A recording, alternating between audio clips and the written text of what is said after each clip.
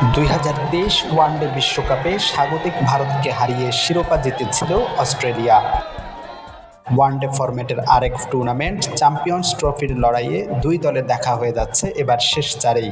আসরের প্রথম সেমিফাইনালে মুখোমুখি হবে ভারত অস্ট্রেলিয়া।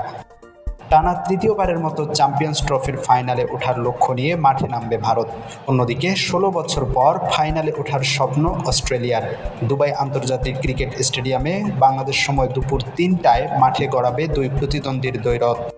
এ গ্রুপ চ্যাম্পিয়ন হয়ে এবারের আসরের সেমিফাইনালে ওঠে ভারত। গ্রুপ পর্বে 3 ম্যাচের সবগুলোতেই জয় পায় রোহিত শর্মার দল।